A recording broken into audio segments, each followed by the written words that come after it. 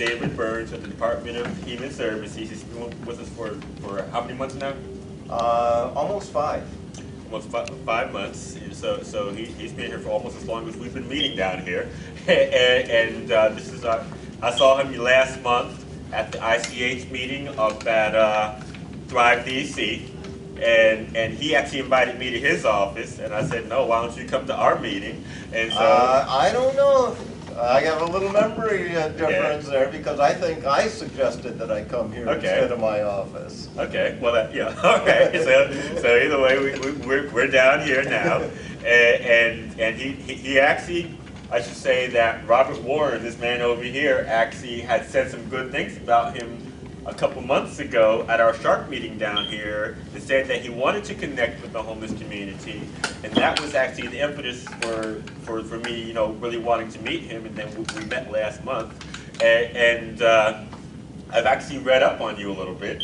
I read one of your testimonies to the council. It had a lot of highlights in there where you really highlighted this issue of wanting the people who are directly affected to help you work through solutions with them, you know, and that seems to be your mantra, you know, and so we're glad to hear that. So we all have a little bit of insight on where he's coming from, and we kind of had a very long introduction here, so I kind of want to make sure we make the most of our time, and so I want to transition into bringing out some of our major concerns here.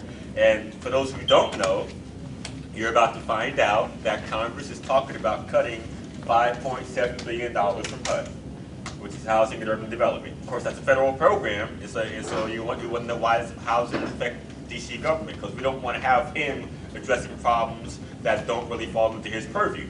And so, long story short, if Congress cuts that HUD funding, we're going to lose 600,000 HUD units across the country. And DC has over 11,000 HUD vouchers, and we might lose 5,000 of them. That's 5,000 families, or about 12,000 individuals.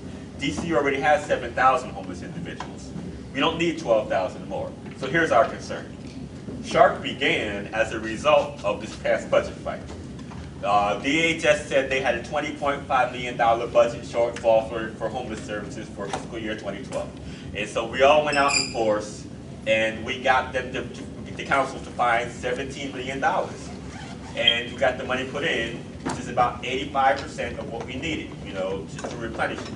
And so now, if we get 12,000 additional homeless people in mid-November, which is when Congress might make a decision on HUD, then we're going to have 19,000 homeless instead of 7,000. And then that city mandate kicks in, where you have to shelter people during hypothermia. So you're going to shelter 19,000 instead of 7,000. You're going to overspend your winter budget, and on April 1st, we're going to be back at square one with the city saying we have no more money left for shelters to stay open year-round. The law only mandates that you shelter 5 months out of the year, and so we're going to be back at square one with you saying that you're closing shelters from April 1st and reopening them on November 1st, because of having overspent the budget during the winter, they have nothing left for the spring. Okay, and so our concern to you, long story short, is what you plan to do about that. But before you answer that question, I want to also tell you that Obama signed legislation on May 20th, 2009, called the HART Act, Homeless Emergency Assistance Rapid Transition to Housing. You heard about that, right?